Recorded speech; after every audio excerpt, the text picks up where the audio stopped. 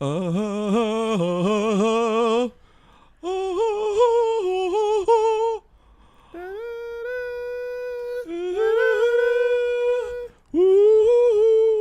and gentlemen, this is JoeJin Movies Are Awesome. I'm Joe. I'm Won-Jin. Today we're going to start out with Dune Prophecy, Episode 2. Full spoilers ahead for the series so far and Denevue's recent 2 Dune movies. Big shout out to Ekemu, Nico Mercado, Scott Walker, ZZ, Jasmine, Kayla Marie. I cook for my wife, Ui Chan Hong. Trench coat, Russian ID, music, and all our 48 subscribers. We're going to do Let's Talk right after this review. So, here we go. Shai-Hulud! So, we got some confirmation this episode, right, Won-Jin, where we now know that Desmond's power is straight up magic. He did it to that noble duke. And I like how this episode continues the Dune theme of there isn't really good guys or bad guys here. Like, everybody has their own reasons and big mission or, for their behavior. And they are all a little bit... Scott Walker, what's up? What's up, Scott Walker? Yeah, Walker, we're going to do our Dune Prophecy Episode 2 review first. And in about 20 minutes... we're going to go straight to Let's Talk so we can talk about all those things, Walker, okay? So I like how that theme is going on. And I think we are peeling the onion, so to speak. And every episode we get new information. Yeah. And I like the fact that it's covering some of these elements that the movies kind of didn't include. Mentioned but didn't elaborate. Yeah, because, there were other things. They had limited time and they had to cover other things. But what I especially liked in this episode is that what's it called? The agony? Yeah. From the book and also from the movie, we learned that these Bene Gesserits, they're basically containing like the ancestor's mind within their own, and they have like generations of voices. I love how they visualized it in this episode, and I thought it would be some, very warm, wise, like grandmothers and grandfathers giving them advice and stuff. But it was a lot more terrifying than I had anticipated. But actually, in the movies, they show it in a different way. But they did show that it was not something that's dangerous and something that isn't pleasant, because we get that from the part 2 where Paul's mother is hesitant to do it, and we also learn from the movie that kids are not supposed to do this, and in the 2 Harkonnen sister defense, I guess we are under attack. So when you see one of your sisters get burned alive, I guess your immediate reaction is to drug your most potent apostle. And in their defense, though, I think because they're sort of a proto-Bene Gesserit, remember, I think what's interesting is I think we're going to get an origin story for Sardaukar as well. The Sardaukar, remember those Praetorian warriors of the Empire? Because so far, the impression we get is that the Emperor doesn't have his own elite forces or anything. Because we can see that Duke basically threatening him in his face with those fighters. Yeah. The Empire, I think the exact thing is he has a sword master, so his army is similar to other noble houses. It isn't special yet, like the Sardaukar. Because in the novels, the Sardaukar are especially special. The Emperor's blade. Yeah, and they're only able to be defeated by the Freemen. And I think we're going to get that origin story too. And another interesting thing is the Atreides guy is part of some sort of resistance. Yeah. Which reminded me actually of more Star Wars than Dune. That it's great that you just mentioned Star Wars, because from what's his name, the Desmond Hart guy, him using this Jedi mind force, and Atreides and his rebels. It gives me a lot of Star Wars vibe, but I think it's natural because we know that Star Wars was also inspired a lot by this work of Dune. And I think what Desmond's power, I don't think it's magic. I think it's some kind of biochemistry going on too, but it's hard to pin down because what's interesting about his power is the burning. And the burning is interesting because Won-Jin, I know you probably remember in the first movie when Paul is putting his hands on that little box. Yeah, and he's going through the Jabbar test. The image he thinks of is burning. Yeah. And I think that's interesting because I think the show is intentionally giving us some sort of hint about Desmond's power. And I don't think it might not be all magical. I think we still don't. I mean, it's presented that way, but it's still weird because in the Dune there isn't any magic. Even the Bene Gesserit, they just have a control over their body on a cellular level, which this episode explains again. And we do get more backstories from the characters too. Now that we know that Lila, was it her name, the girl that goes through the agony, she's the great granddaughter of Raquella. Yeah. And I think I want to see how that plays out because even if she survives this, she saw the truth of what happened to her mother. Yeah. Yeah. And not just that, but from the books, remember Won-Jin from the movie where Paul's sister is already. Oh yeah, she was. I mean, it's because her mother was going through that process during her pregnancy. Yeah. So she gets born with this like. Yeah, she's forcibly power. Agonized. Oh my God! Hey guys, we started a little early. Scott Walker. Yeah, we can talk about all those things in Let's Talk, man.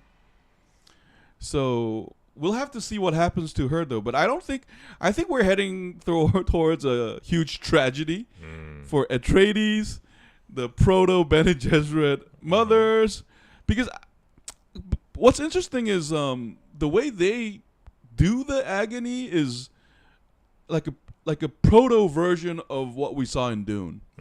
It's not exact, and I think we're gonna get there because we haven't seen that yet. Because right now the Bene Gesserit really only I think the Harkonnen sisters know how to do it. Yeah, and I think we also see that what's interesting about the boss Harkonnen lady is that she's a paranoid person, and this is Valia. Yeah, Valia. This is a Harkonnen trait, and because Desmond said "fuck you," that shit don't work on me, bitch.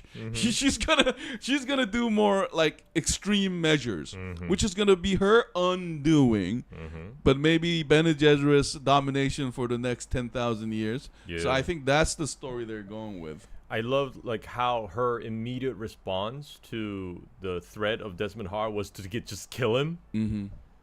Yeah. So we can tell that they're not going to let their influence go. So they're not willing to share this influence with anybody else. And I bet, like you said, it's headed towards a tragedy. So Desmond Hart, I think, eventually will be eliminated somehow. But either by Bene Gesserit or some other force maybe, and I don't know, maybe through a lot of like trials and errors, they will eventually solidify their influence over the Emperor, and I guess this is the overarching like story of the show. No, but here the goal is to put a Bene Gesserit sister on the throne, but we already know that fails, from Dune, because that never happens. So I think the big question about Desmond Hart is, what's his goal? Yeah, that's still unclear. And I like the fact that they don't tell us yet. Yeah. I think that's the onion that's going to be peeled every episode. And the great deal about another great detail about the series is that one of the rebel warriors is actually a sister, and she's been fucking with them, and it's plot within plots within plots. And I even love the Emperor's wife.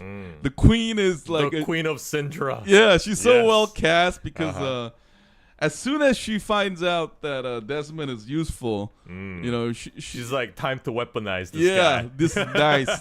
This is nice. Uh-huh. I really think they wrote this very well. It's so well done. Yeah, it's a great mystery. Here, oh, I'm glad Red is healthy, Walker. Like, God bless those medicines. I mean, we know a lot about dog health. So we'll have to see, though. But I do wonder what the noble, like, what the Lanzarote are gonna say, though, because I would like to see more involvement of the great houses, because the Emperor is not just facing the threat of, well, he's not aware. He's being threatened all sides, not just the Bene Gesserit, but the noble houses. So that's why I think the Sardaukar thing is going to come up. Yeah, because they're going to feel the need to have their own force, yeah, or and strengthen their force. And his name is Carino, and remember, 10,000 Lenos, a Carino is still an emperor. So that's like hundreds of generations. So I do think the Emperor is going to solidify his control somehow. So this is like a four-way battle. The Proto-Bene Gesserit, because we never hear Bene Gesserit. So the Proto-Bene Gesserit has their own agenda. The Emperor has their own agenda. The Lanzarote has their own agenda. The Rebel has their own agenda. And Desmond has his own agenda. And we have no clue what that is. Yeah. And remember, other houses haven't been introduced yet. So we don't know what other houses are also, like, thinking about, and they probably also have their own agenda over the spice trade. Oh, and we also have like the Space Guild and other forces at work. But they're not really in the they didn't really get much spotlight in the show so far. So I think we will have to see how that plays out, because at least in the Dune movies, remember that the House of Carino has complete domination over the spice trade, and they elect their representative house to collect it, and no one dares challenge them. So we haven't gotten there yet, so that's interesting. And we'll see. If you put a white beard and red hat on Joe, he'll look like Santa. Oh, thank you, Zetzi. Like a Jolie, like a Santa, huh? But a few details I also liked is that rebellious sister, I liked her a lot. Like rebellious sister? When Lila is thinking about doing the agony. Oh, yeah. And she's like, "Fuck these bitches, no, dude, you got to look out for yourself." You know, my question was then, what are you doing here? If she's so like anti Bene Gesserit, then why is she there? Yeah, I mean, they're all presented as having their own dreams and ambitions. And one of the scary thing about the Dune series is really about. Remember how it was all about like self-discovery, but you know how discovering yourself doesn't really help your terrifying goal anyway. And here, I think we're gonna get a lot of self-reflection, and I think the older Harkonnen sister, Valia hasn't even gotten there yet. I think she's gonna break down in the later episodes because she's so calm and controlling, but there's this horrifying like Harkonnen animal in her. Like that's the impression. Like her sister seems more like a Atreides, but that's true. And we get the feeling that she seems to be more sympathetic than her older sister Valia. And I also gotta praise like their acting. It was really good, especially when she hears the possibility of using Lila and getting her through the agony. We can see that she's in despair, and I think that was very well acted by the actress Olivia. I forgot her name, Olivia something. Yeah, she was in The Sixth Sense. But anyways, so not Jolie, but Jolie. Boys, I'm really disappointed with you trying to be funny. You didn't actually have a real Santa experience when you guys, little boy. Oh no, but we can't all be lucky like you, Walker. Like, but I'm glad you had that Santa experience. No, so overall, another, like, the 1 hour went by really quickly. Oh, I also find the princess character interesting. But, you know, another theme about Dune, like, from the movie, is when you try to control shit, it don't work. Like, because Dune, the theme of Dune is also about individual choice. And I think that's present here as well. Because everyone has a nominal, like if I belong to the Bene Gesserit, I have this nominal goal of having to fight for the sisterhood, right? But we hear these nuns questioning it, and we also hear the princess saying like, "Nah, like I'm gonna have fun. I want to be a Bene." Maybe she has his own desire, and we also see Atreides like doing like spy shit that. And Won-Jin, you were right. This is clearly inspired. Like every design is from Villeneuve's Dune. Like nothing is different. Yeah, it's just like a lower budget version of it. It really feels like a budget version of it. Yeah, and it's actually quite well done considering that it's a low. Well, maybe we shouldn't call it low budget because maybe HBO spent a lot of money making this. my personal thing is, I wish. This is gonna sound weird, but I wish we get a Nunjutsu versus the thinking machine. Like I would love to. Like it'll be. Oh. Won-Jin, now that you mentioned that what are the noble houses doing, it'll be awesome if we get a Proto-Sisterhood and Bene Gesserit versus the noble houses using the thinking machine for one last time to challenge Carino. And they bring down that rebellion. Yeah. And get them back on their knees after this kick-ass battle. That would be awesome. Yeah. Because but then again, we do know that the shields are existing here 10,000 years ago. So that, I don't know. But I would love to see, like, noble houses coming up with, like, a scheme. But I think in the middle, we're going to get a sort of a mini battle scene, though, because of the rebellion guys. Yeah. Sorry for not interacting too much. I'm listening, but my hands are... It's okay, Zedzi. We can interact and let's talk. This is our review. So overall, this was another banger episode that strong episode, and I think we were supposed to have just 6 episodes for this season, so it's like a mini series. So we've already had quite a lot of progress. We're a third of the way, so maybe in the next episode we're halfway. Something big is gonna build up from this. Oh, and I like their prison. They float you in the air. Oh yeah, that was pretty cool. Yeah, and I like the showdown between Mother Superior and Desmond. I like how they're called she's called Mother Superior, and Raquella was called Reverend Mother. But we know we're gonna get more Reverend Mother. So maybe the tragedy is that the Bene Gesserit will flourish, but Raquella will know and die knowing that it's not the sisterhood she dreamed of. Yeah, it's not gonna help her plan, like what she envisioned. Imagine needing to go to the bathroom.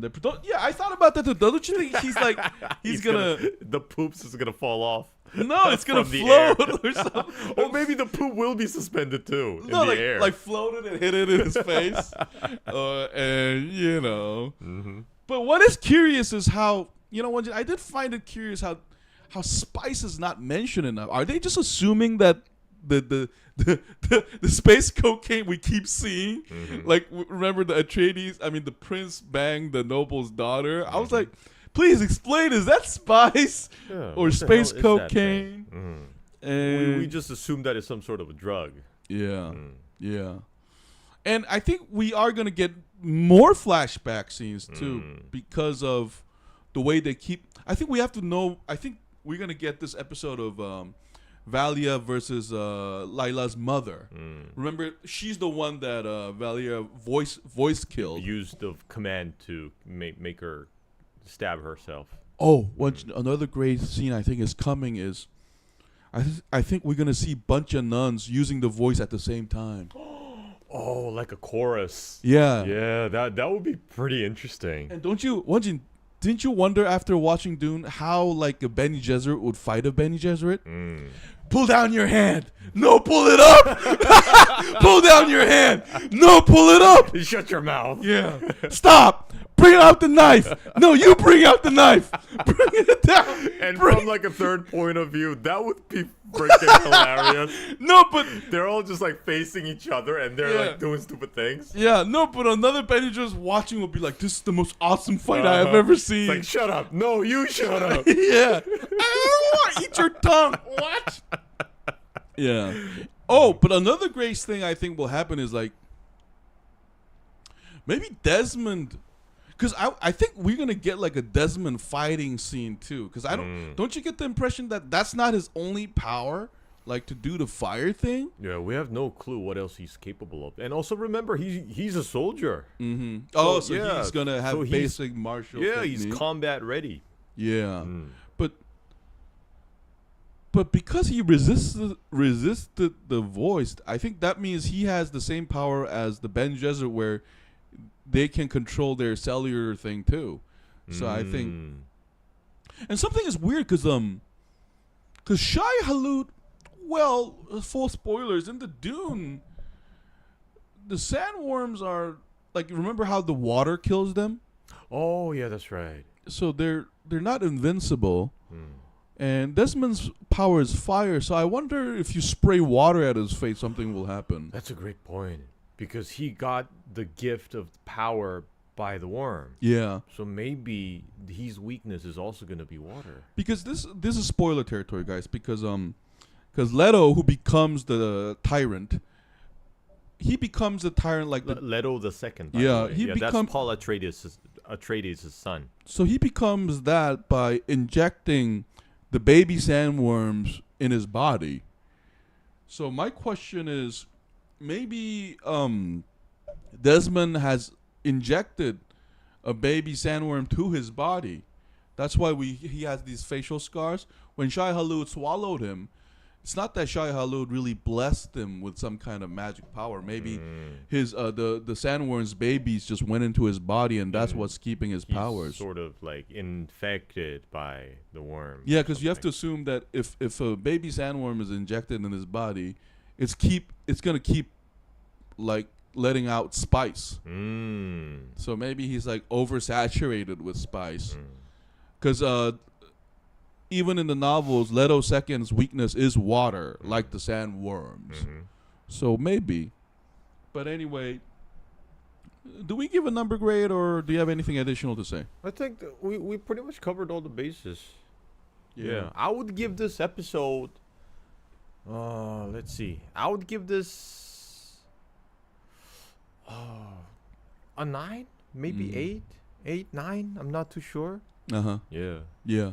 But I do hope we see more like Harkonnen, like Atreides. I don't know if it's the budget thing, but maybe we will get different locales or locations, whatever. I would give it an 8. Yeah, I'll give it an 8 too. It was a solid as things go on episode. But there wasn't anything that was like spectacular that would like captivate me, but it did have some very interesting elements. Like I mentioned earlier, those ancestors. Well, I would say the great thing about this episode was the whole horror vibe.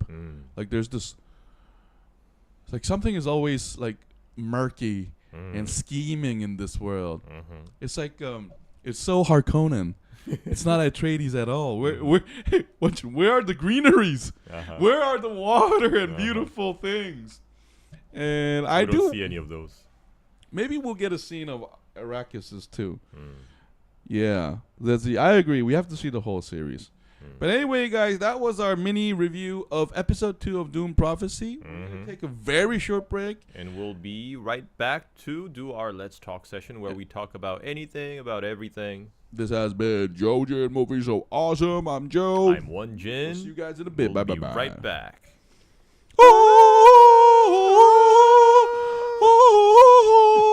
I wonder why they don't have that chant. Fuck you, Paul. That's Harkonnen singing. Fuck you.